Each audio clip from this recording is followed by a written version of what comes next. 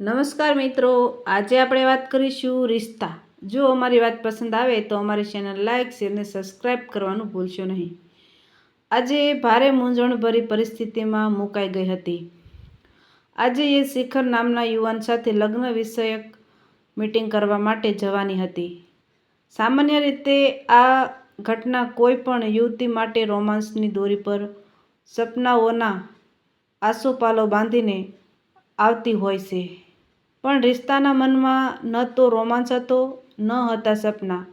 એના માટે સૌથી મોટો ખચકાટ એ વાતનો હતો કે એ પોતે યુવાન વિધવા હતી અને એક બાળકની મા હતી, જ્યારે શિખર કુંવારો હતો અને એનાથી 3 વર્ષ નાનો હતો। રિશ્તાનું દિલ ઈચ્છતું હતું કે શિખર લગ્ન માટે હા પાડે, પણ એનું મન કહેતું હતું કે શિખર હા નહીં પાડે।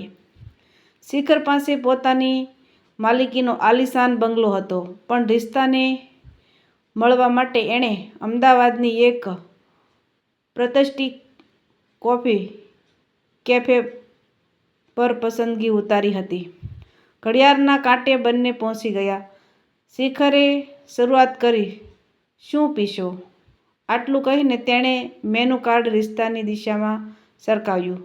રિશ્તાએ મેનુ વાંચ્યા વગર જ કહી દીધું, "તમે જે પીવડાવશો તે." શિખર સહેજ હસ્યો, "તમારો આ નિર્ણય માત્ર અત્યારના પૂરતો જ છે કે આખી જિંદગી માટે? જીવનભર હું જે આપું તે સ્વીકારી લેશો? સંસારના સમુદ્ર મંથનમાંથી અમૃત પણ નીકળશે અને વિષ પણ." રિશ્તાએ આશ્ચર્ય પામીને કહ્યું, "તમે તો એવી રીતે પૂછી રહ્યા છો જાણે આપણો સંબંધ નક્કી થઈ ગયો હોય।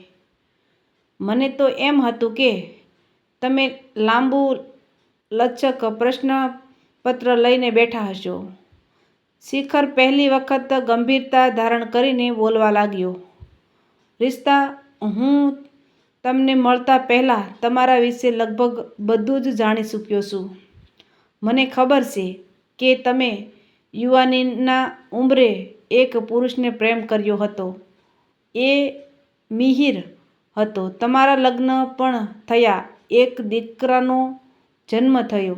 દીકરો 2 વર્ષનો હતો ત્યારે લ્યુકેમિયા નામના બ્લડ કેન્સરમાં મિહિરનું અવસાન થયું। વિધવાના 2 વર્ષ તમારા માટે કપરા સાબિત થયા। પૈસો એ બધું જ નથી, પણ પૈસો એ ઘણું બધું છે। આ સત્ય તમને સમજાઈ ગયું। તમે પાછા પિયરમાં આવી ગયા અને જોબ શરૂ કરી દીધી। હું જાણું છું કે તમારી પાસે મને આપવા માટે કશું જ નથી, પ્રેમ પણ નહીં, કારણ કે એ તો તમે મિહિરને આપી ચૂક્યા છો। માટે જ હું પ્રશ્નપત્ર લઈને નથી આવ્યો। તમારે કંઈ પૂછવું હોય તો પૂછી શકો છો." રિશ્તાના મનમાં વિચારોનો પ્રવાહ ઉમટતો હતો, જે સવાલોના સ્વરૂપે બહાર ધસી આવ્યો। "શિખર, મારે તમને કેટલાક અગત્યના પ્રશ્નો પૂછવા છે।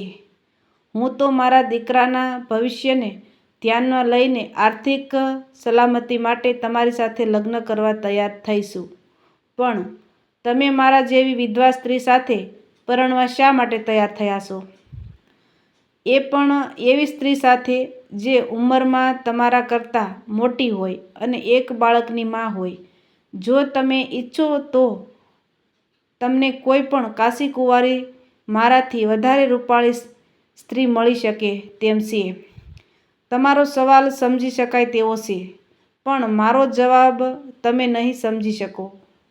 મારા પપ્પાના મોટા બહેન લગ્ન પછી 6 જ મહિનામાં રાંડ્યા હતા। એ જમાનાની રૂઢિ અનુસાર એમણે આખી જિંદગી વિધવા સાથે પસાર કરી દીધી। જ્યારે સાસરિયામાં રહેવું અશક્ય થઈ પડ્યું ત્યારે લીલાફોઈ અમારા ઘરે આવી ગયા। એમની લાચારી, એમનું નિરાધારપણું એમના ચહેરા પર કાયમી ઉદાસી રૂપે લીપાઈ ગયું હતું। સગા ભાઈના ઘરમાં પણ એ ઓશિયાળા બનીને જીવ્યા। એ મને આજે પણ યાદ આવે છે। મેં તેમને એક સોશિયલ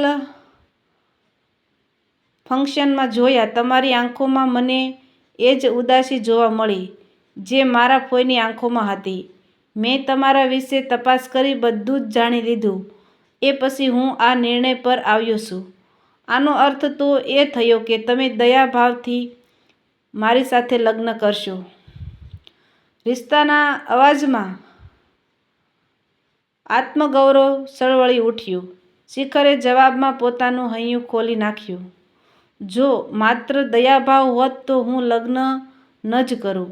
તમને મારી ઓફિસમાં સારા પગારની નોકરી આપી દઉં. સાસુ કહું તો તમે દેખાવમાં અત્યંત ખૂબસૂરત છો.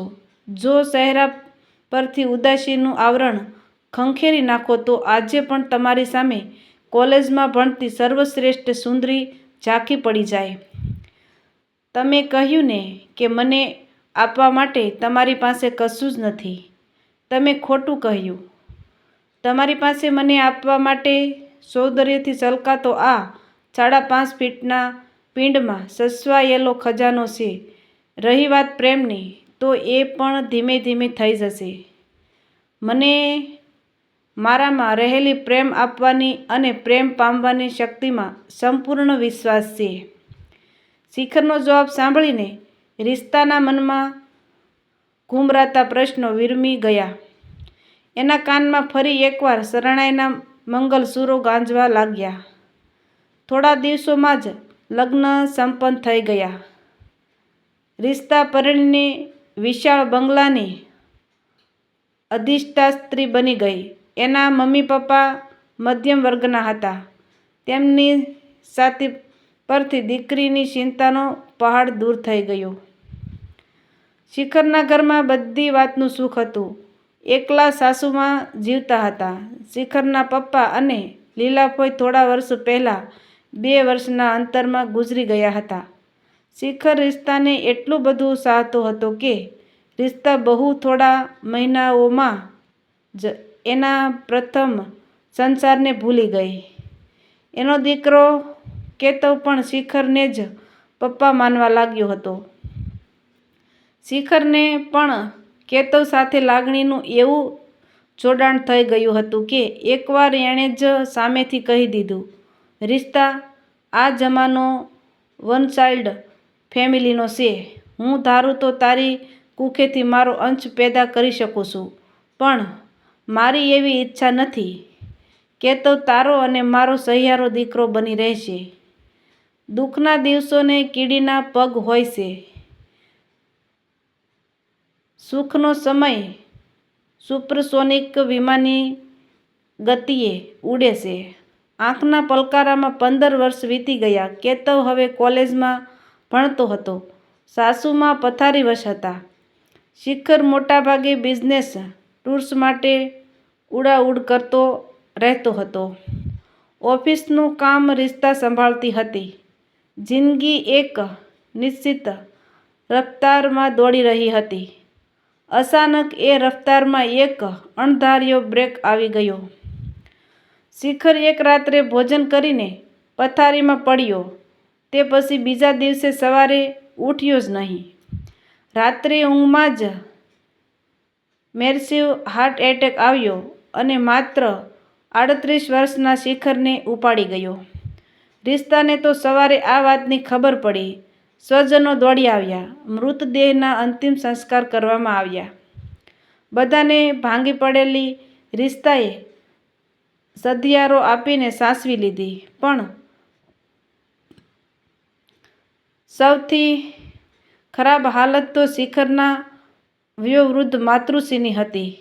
એનો વિલાપાત જોઈ ન શકાય એવો હતો. પરિસ્થિતિ સુધરતા 6 મહિના લાગી ગયા. એ પછી રિશ્તાએ પોતાનો નિર્ણય જાહેર કર્યો. હવે આ ઘરમાં રહીને હું શું કરીશ? અહીં મારું ધ્યાન કોણ રાખશે? હું આવતીકાલે જ મારા પિયરમાં રહેવા જતી રહીશ.